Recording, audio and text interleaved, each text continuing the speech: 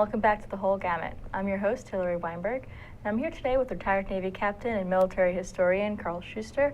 We're going to talk about some other things that are happening in the Middle East. Of course, ISIS is still a huge problem. There was recently, this morning, or at least this morning, Hawaii time, an attack in Istanbul by a member of ISIS. And it's just so complicated, this region. So we're going to attempt to dissect a small part of it, which is what's been happening recently between Iran and Saudi Arabia. Carl, thanks for coming back on the show. Thank you for having me. Good to be here. So let's start from the beginning. Do you have a little bit of background about Iran and Saudi Arabia and their history of their relations? Well, they've always been in competition for leadership in the Muslim world to varying degrees. Saudi Arabia, of course, is the protector of Mecca and the Muslim holy sites, all except for Jerusalem. And Iran is traditionally considered the leader of the Shia branch of the Muslim world. And certainly Iran likes to create that impression. However, most the Shia don't trust the Iranian regime. They follow them for spiritual guidance because the leading Shia holy schools are in Qom and in Najaz, which is in, Qom of course is in Iran, Najaz is in Iraq.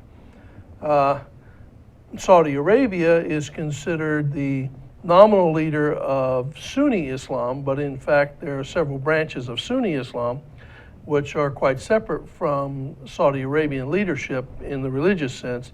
The dominant, in fact, the form of Islam practiced and espoused by the Saudi regime is Wahhabism, which originated in the Wahhabi tribe, and it is among the most conservative branches of the Islamic religion. And this hasn't been traditionally the larger section of Islam or the majority of Muslims. This was something that started in Saudi Arabia, hadn't really expanded past that.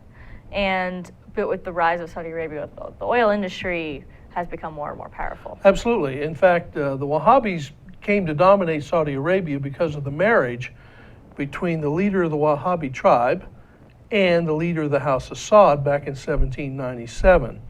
And so the links between Wahhabism and the Saudi family is both familial and political as well as religious.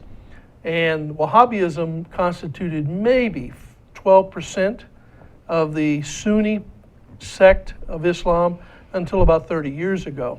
And that's because Saudi Arabia started proselytizing. It had the money to send out proselytizers and set up mosques and do what we would consider civic actions and religious actions, building mosques and things of that nature.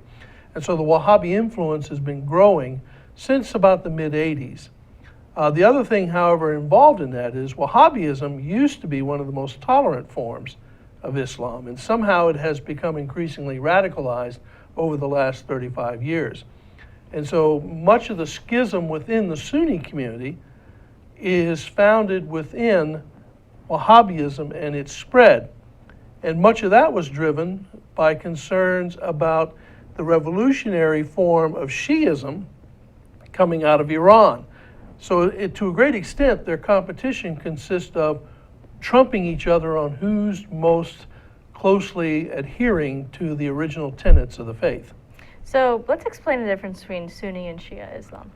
The primary difference between them, or at least I should say the original difference, lies in the succession of the leadership after Muhammad's death.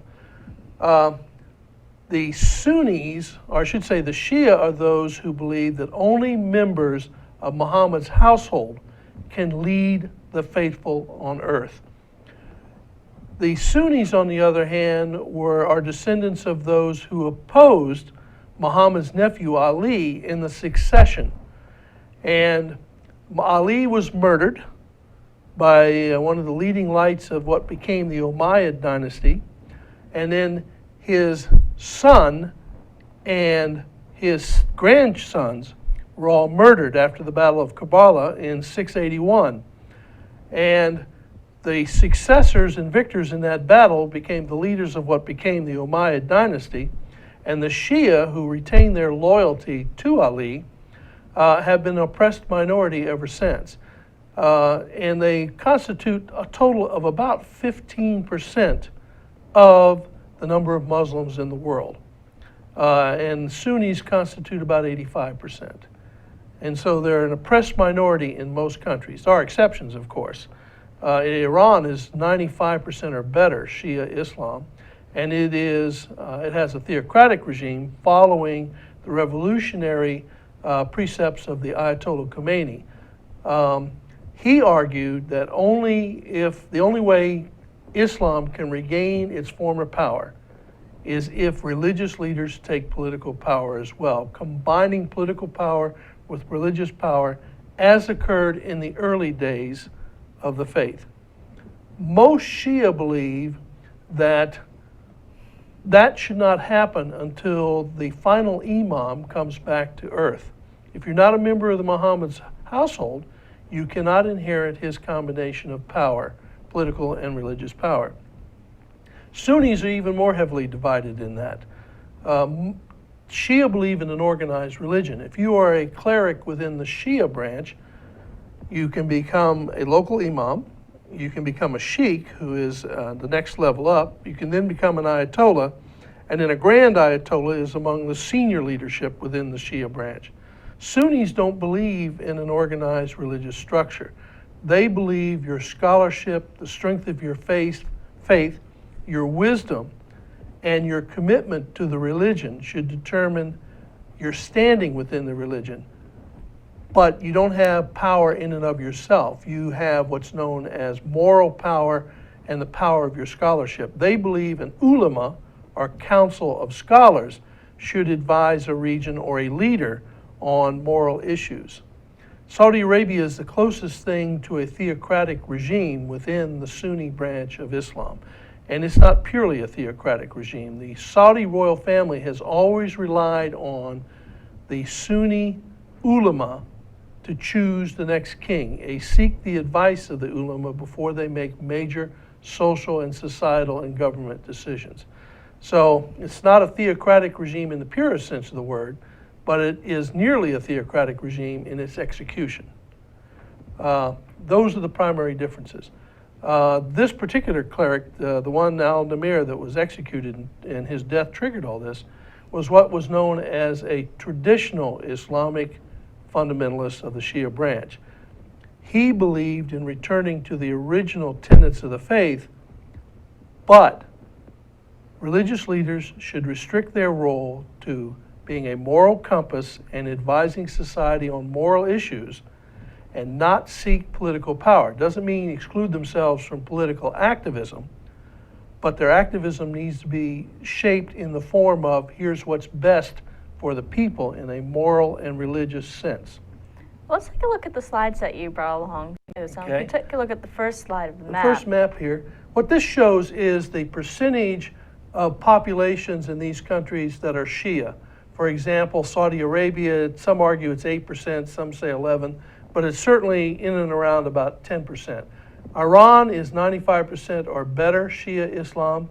Iraq is 60%.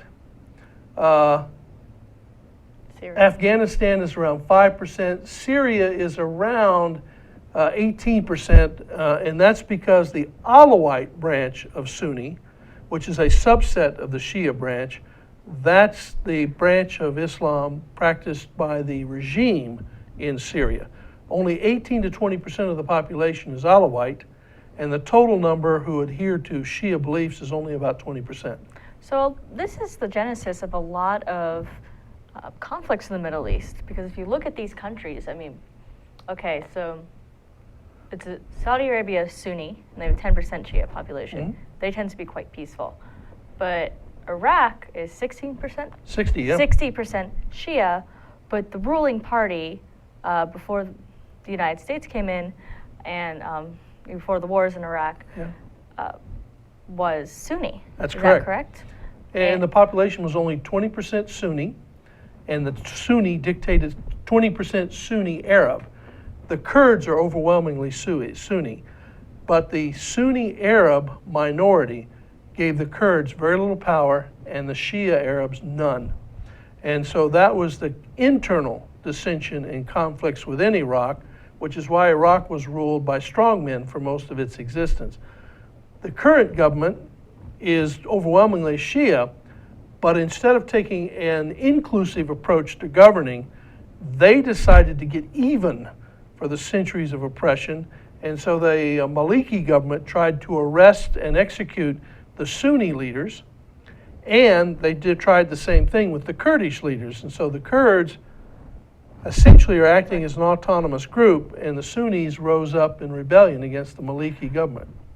So what is also interesting about this region is you're not just dealing, so you're dealing with different religious sects, different ethnic sects. Yes, ma'am. As well. So Arabs are considered an ethnic sect. Persians, people of Iran, and descendants of the Persian Empire, they're an ethnic sect. Kurds are an ethnic sect. And then you have, of course, you have Jews, you have people from other parts of the world that are living in these countries. And for a long time, before, and this is kind of going way back, and it could be a whole nother show, but before, during the Ottoman Empire, these groups tended to live together fairly peacefully.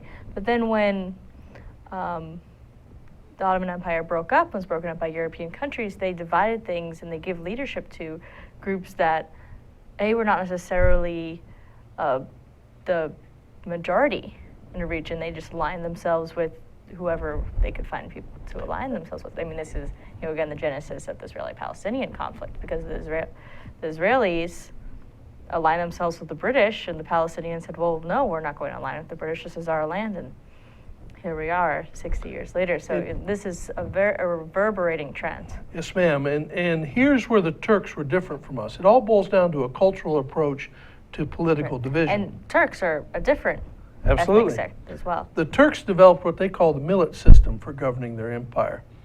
The Turkish government only got involved when things were cross-community.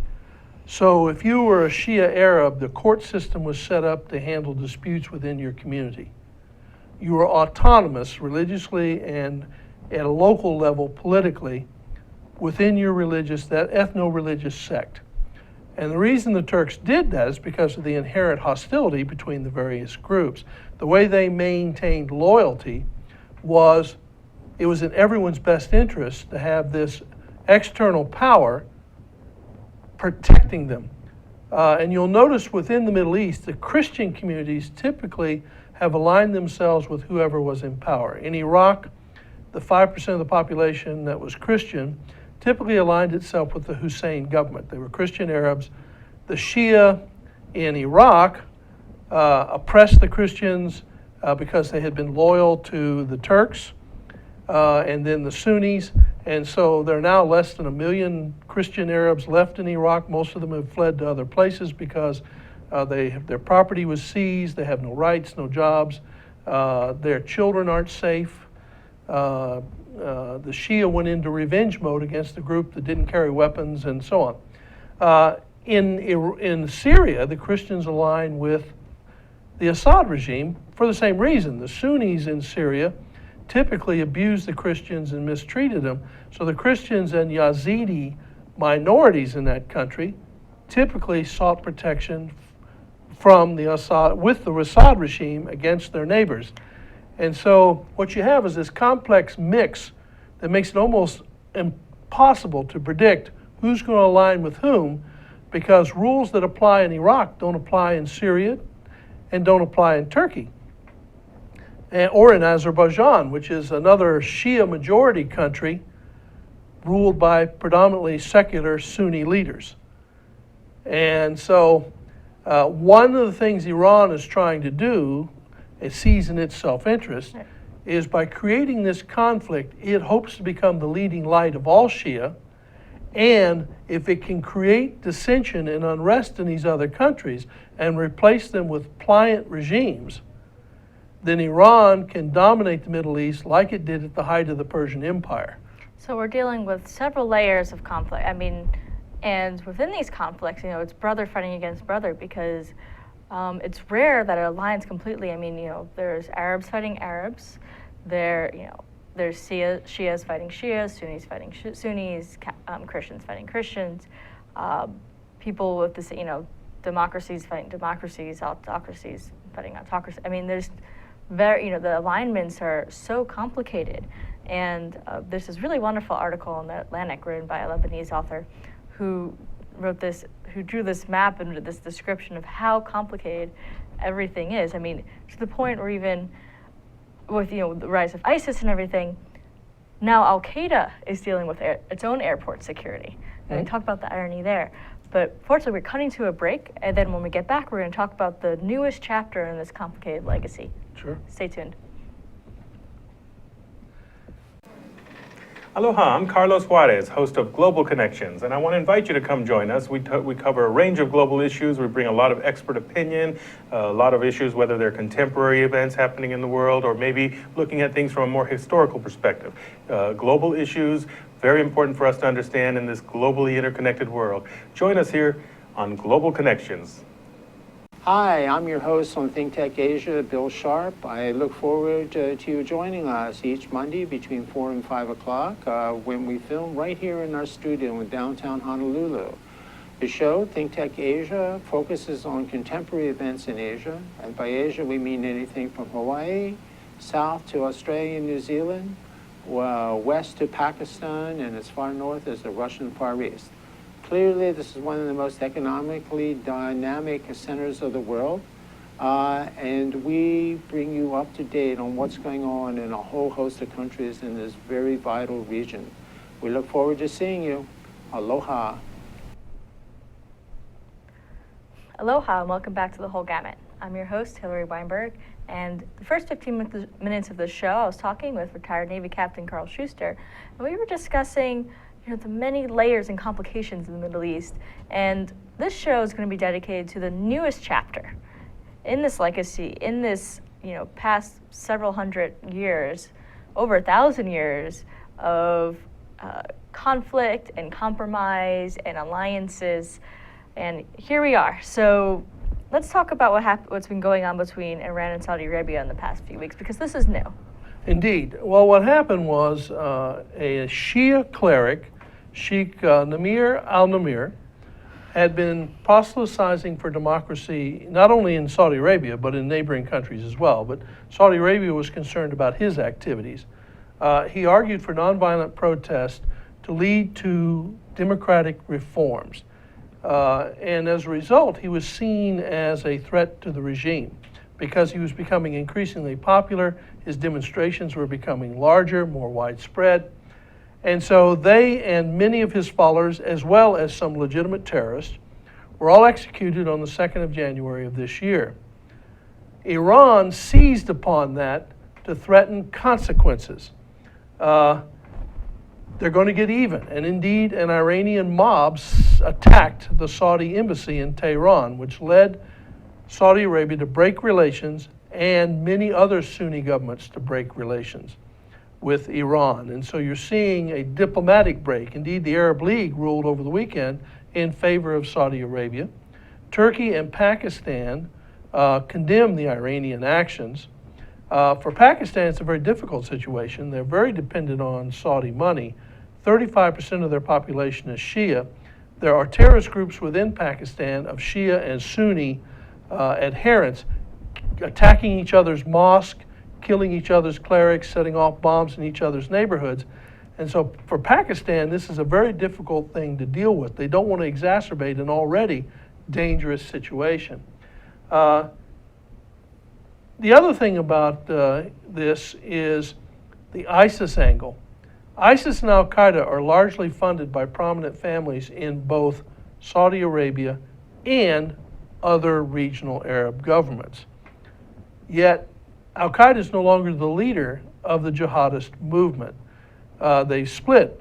The Islamic State took up the gauntlet to protect Sunnis in Iraq and Syria, and as a result gained a certain cachet.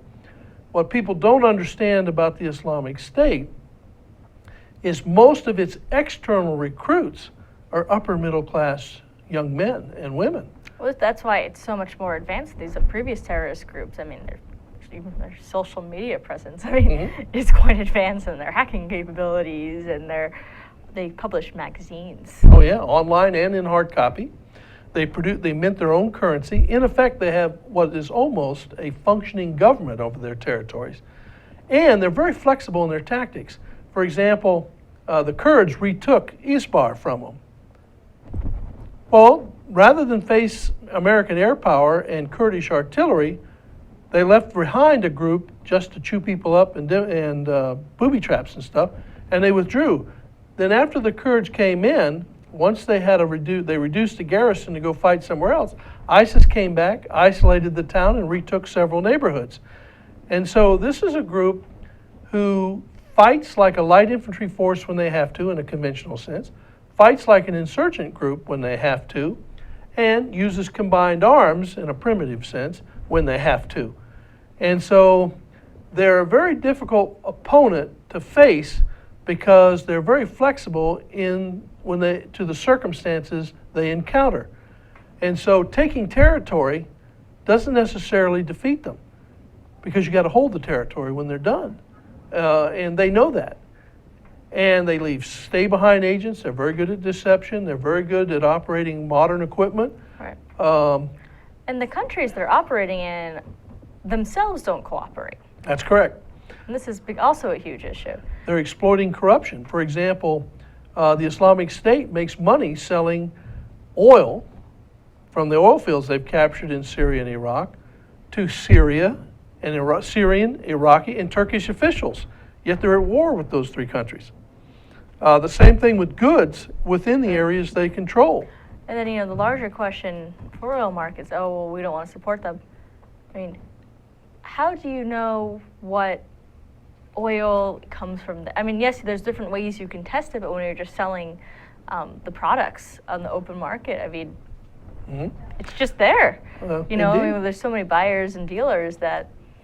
Well, the other thing too is if you're drilling in northern Syria and northern Iraq, you're drilling out of the same basin, as it's called, right. Reservoir of oil underneath. So the chemical difference is very minute, and it would take extensive testing to say, well, okay, I've got oil from Syrian government-controlled territory. Well, the chemical difference is quite small because it all comes from the same basin. Right. Same thing in Iraq. So they're creating these semi-autonomous states because they're creating everything they need, really. They have enough education and experience to do that. And the irony of it is the Iranians are also able to recruit upper middle class Shia from these governments, and the Iranians are actually very technologically adept themselves. Hezbollah is very disciplined, very highly trained, very combat proficient, and that's half their effectiveness. They are a extremely effective light infantry force. Well, Hezbollah as well, in Lebanon especially, has been running the place for a long time, and not necessarily in a negative way. Yes, they are an enemy of Israel, and Israel is an ally of the United States, but, your grandmother needs a new refrigerator, someone from Hezbollah is the person that's going to get it for her. You need a road built, they will build the road. So, it's interesting as the evolution of these fringe organizations, these terrorist groups, what they are becoming, and maybe there needs to be in our national security conversation a reevaluation of who is the real enemy and who should we put our resources towards fighting? Prioritize our threats. The Hezbollah, in my view, is the most sophisticated of the groups. For example, Christians align with Hezbollah in Lebanon because Hezbollah considers Christians to be people of the book. Unlike Iran, where they're oppressed, right. Iranian-sponsored Hezbollah protects Christians. If you are in a Hezbollah town and you're Christian, you don't have to fear that somebody's going to do something to you because of your religion. Still might do something to you, but they treat criminals who assault other members of the community, regardless of religion, equally bad. Their court system is horrible. You don't want to be arrested for theft or anything else in Hezbollah territory. But the fact remains is they're consistent. The result is many Christian communities align with Hezbollah, and many Christian political parties support Hezbollah and the government. So even though Shia only constitute about 20% of the Lebanese government, and Hezbollah only represents about 60% of the Shia community, their political power is significant. They get 30% of the parliament because they get a lot of Sunni votes and they get a lot of Christian votes. Not a majority, but enough to get more seats in the parliament. And so that's a very complicated mix. There are nuances that are missed when you're trying to develop macro policies. And Hezbollah sees Syria, which is a conduit for Iranian supplies to them, sees Syria as a vital ally, and they're fighting in Syria on behalf of the Assad government. And the irony is the territory where they're fighting, their policies towards Sunnis and Christians are so superior to that of the Syrian government that they enjoy, to an extent, I don't want to exaggerate it, good relations with those local Sunni communities that the government, the Assad government, doesn't enjoy. So it's the Middle East is a myriad of dichotomies that makes it very difficult to judge who's doing what and how do you deal with it. So what does this mean for what's going on between Iran and Saudi Arabia right now, and with this cleric? I mean, who is this guy? I mean, is this another black swan event where we just didn't expect it to happen, or is this something that's been building up? I mean, well, I think it's been building up, but it's been building up invisible to us because the Sheikh, in this case the cleric, he wasn't a threat to the United States, so we didn't focus on it. In fact, you could argue in some ways he's pro-American. For example, his statements and belief. Who is he? Well, he believed that religious leaders should act as moral compass, don't seek political power. He believed politics and power are corrupting, and he thinks a cleric involved in politics can't avoid that temptation. He also feels that democracy is the only way people can remove someone for office who loses their way or loses track of who they're supporting, and therefore it's the only way to contain political power. Now, the way he worded it was the only way to remove politicians, democracy is the only means of removing politicians who have lost their way, referring to the moral concepts of not being corrupt, being fair and equitable. He was strong outspoken critic of the Iranian regime. In fact, he criticized the Iranians as much as he did Saudi Arabia. And so he was not popular among virtually any government in there. The result is he was gaining popularity among Saudi youth and regional youth, and not just Shia, although most of his popularity was among Shia, as you might imagine. Most Sunnis and most Shia don't trust religious leaders from the other sect.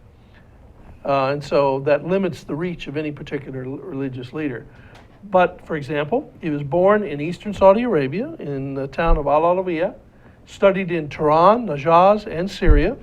He is a well-renowned and well-respected, or was, I should say, Islamic cleric. He was expelled from Iran in 2000 or 2001. There's some disagreement on when, because he was criticizing the regime. He said the Iranian clerics' policies were based on self-interest, not religious principles. He also called the regime's support for terrorism anti-Islamic, because they were calling for terrorism and violence, which constituted the promotion of violence and murder in the name of Allah, which is detrimental to the faith, and most of their victims were Muslim. And so they were killing people who were Islamic for what reason? And justifying it in the name of Islam. He attacked that. He also excoriated Tehran and Riyadh for being intolerant of and oppressing other people's beliefs. He said, I wouldn't want to be a Sunni in Iran. It's unusual for a Shia to say that. And so he accused the Iranian regime of practicing the same sort of discrimination against Sunnis and Shia Arabs that the Saudi regime practiced against Shia in Saudi Arabia. And he also called the Bahrain government and Assad regimes as minority regimes that survived, remained in power by oppressing the majority of their populations. The Bahraini, of course, are Shia. In the case of Syria, the majority of the population is Sunni. So what he was arguing for was, whatever the faith the majority of the population is, the majority should be respected and have a significant, indeed dominant influence over the selection of their leaders. That makes him very unusual among Middle Eastern religious leaders, and certainly unusual among political leaders, but he wasn't interested in political power. He was interested in political change. So what a fascinating character, especially in the Middle East in these times. We're going to cut to a quick break. Yes, ma'am. Be right back. Hi, I'm Donna Blanchard. I'm the host of Center Stage here on Think Tech Hawaii. Center Stage airs every Wednesday at 2 o'clock, and of course you can check out our archives on YouTube or on Think Tech Hawaii anytime you like. Why should you do that? Because this is an arts show that I believe is making a difference in lives. We talk with artists of various ilk. We talk with painters and writers, playwrights, novelists, poets, sculptors, dancers, you name it, directors, actors, of course. And we don't only talk about what people do, but we talk about how they do it. And my favorite part of the conversation, we talk about why they do it. And it's really common on this show to hear people say, wow, I didn't think about it that way. And it's very common to hear people afterwards who have seen the show say the same thing. And I hear all the time that people are inspired by the conversations that we have. So why don't you join us and be inspired too? That's Center Stage on Wednesdays at 2 o'clock. We'll see you center stage. Aloha. Welcome to Think Tech Hawaii. My name is Josh Green. I'm a senator from the Big Island and a physician. I host a show weekly called Healthcare in Hawaii, where we talk about the most important issues in healthcare for our state, whether it's the dengue fever outbreak, the state of our public hospitals, how to find physicians and nurses for our patients, or really just the best things to do for our family's health. That's what you'll find on this show. I'll bring experts to your attention, and we'll have a free-flowing dialogue. Thanks for joining us.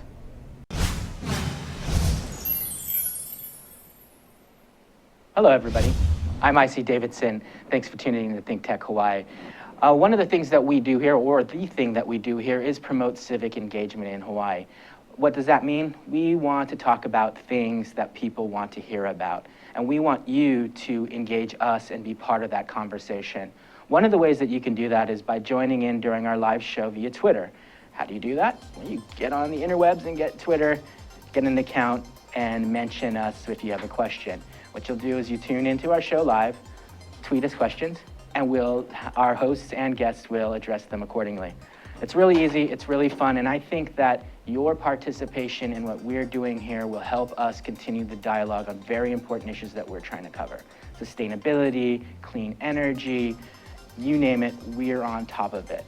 We want you to be part of what we're doing, because together we'll be able to make things change.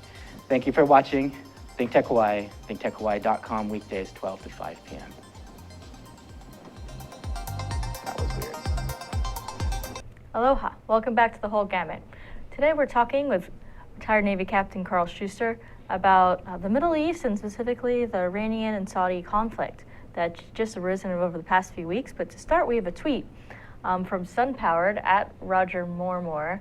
He says, breaking news, with Iran and Navy sailors in custody, should the U.S. be more forceful to facilitate swift release or stay the course? Can you discuss what the situation is he's talking about? And two what U.S. your small opinion is? craft with about 10 sailors on board was en route from Kuwait to Bahrain, suffered a mechanical fault, and the current in the area took them into Iranian waters, and they ran aground within Iranian territorial waters, and the Iranians picked them up. The Iranians, I think we should stay on course, if you will, for the next 24 hours, certainly, because the Iranians have promised to return both the craft and the sailors promptly and safely. What probably happened, and I don't have all the details, is the Iranians consider us a hostile power. Two Navy small craft, wander into their waters. They have to investigate, otherwise the military leader who doesn't investigate suffers very dire consequences. Pick them up, bring them ashore. Once they find out what the problem is and they realize it's not a threat, these guys were in innocent passage and things just went wrong, they are going to go through the processes of releasing them, because the last thing they need now is to have another element of hostility with us before the sanctions are released as a result of the nuclear deal. So for now, they're going to probably, I would say somewhere in the next 24 to 48 hours, we'll get the crew and craft. What will probably happen is they'll tow them out into international waters and turn them over to a U.S. ship. The time delay will be, how do you make that arrangement? Because you want it to be safe, smooth, with no misunderstandings. And given the distrust between both sides, and the Iranians know we don't trust them, they will probably take a cautious approach. The negotiations on exactly what procedures to follow and things will be addressed over the next 24 hours, and then the release will occur after that. It's been 20 years since I dealt with the Iranian Navy. When I did, I found them to be prudent and pragmatic. They didn't trust us, but at the same time, they stuck to what is a traditional Navy's duty in defense of their territorial and political interests. And so Revolutionary Guard Corps, different story. You never knew how those guys were going to react. But the Navy in particular was very prudent. And I think that'll be the way they approach this problem. Yeah, well, thank you for your insight. And please, everyone, feel free to tweet us. We're at ThinkTechHI. And let me know if that answers the mail. Okay? Okay, sorry. So, okay, to get back to what we were discussing before the break. So Yeah. Sheikh Al-Nimr was executed in Saudi Arabia. This sparked outrage in Iran, even though he was kicked out of Iran. Indeed. He was as unpopular with the regime there as he is in Riyadh. However, he is popular among the young in Iran, or Right. at least a segment of them. And so, And in Saudi Arabia as well, correct? Indeed. And so from Iran's perspective, his death did them a favor. Right. Here was a guy who advocated nonviolent change, opposed terrorism, opposed theocracy, and was growing in popularity. He's gone, but they're exploiting his death for their own purposes. And to carry on with some of the things to give you an idea what he's like, one of the things he said repeatedly was that Shia should be sympathetic to the rights of minorities in areas they control because they've suffered 1,400 years of oppression. And that should make them sympathetic to other people. He also felt that Americans and Shia have a natural sympathy for each other. They're natural allies because both believe in liberty and justice. And he defended our presence in Saudi Arabia in 1990 as a young man, saying that it's perfectly legitimate to invite an ally in to help you deter foreign aggression, and of which Iraq was a threat. And so he is, once again, a dichotomy in the Middle Eastern sense. You could argue that he could have been a visionary over time. But with both the global focus and our focus on the people who are a threat, we sometimes miss the people who might be a useful ally and who aren't a threat, or just aren't a threat. Right. So Iran, they're purely exploiting the situation for their own benefit. And they're probably glad he's dead. They just won't say that because it doesn't fit their current narrative. If we could bring up the timeline slide, or I should say, yeah, here we go. This slide's very important.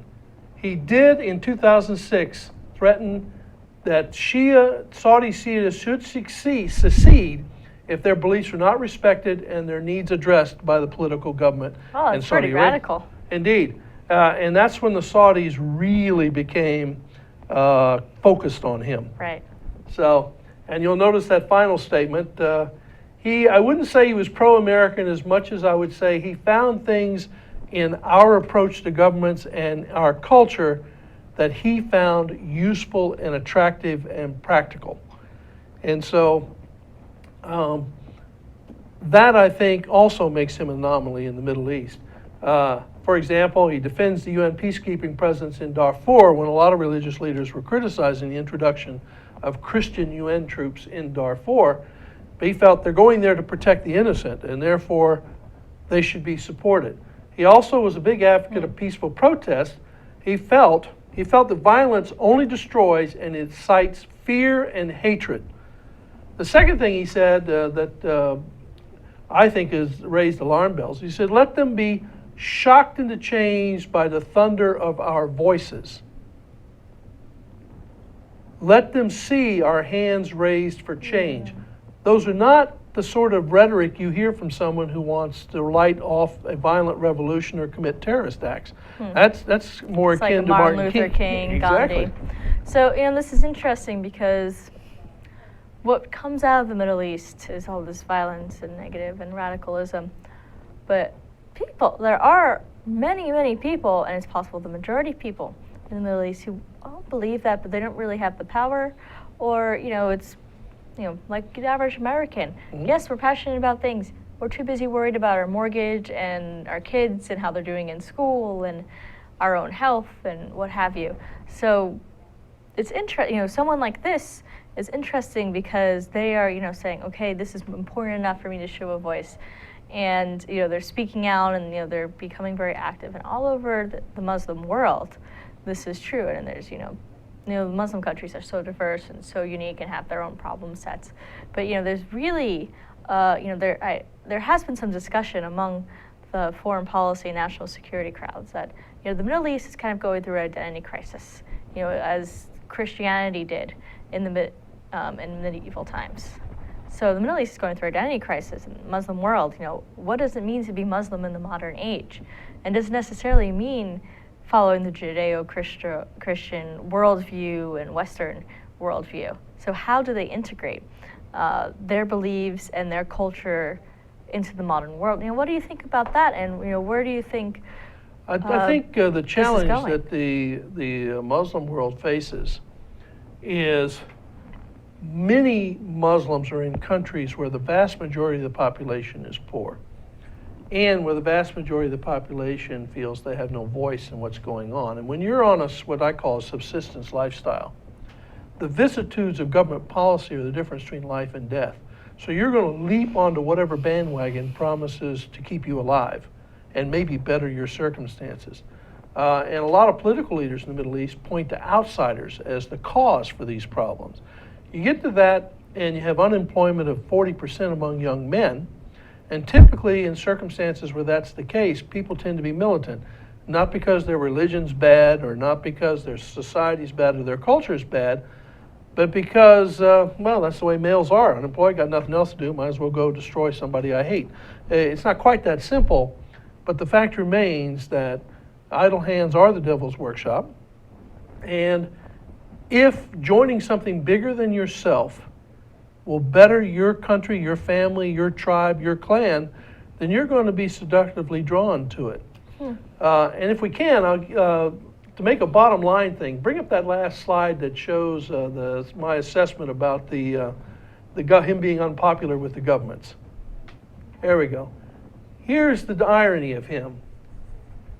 Personally popular, but his advocacy of democracy and criticism of all forms of repression made him unpopular with every regional government.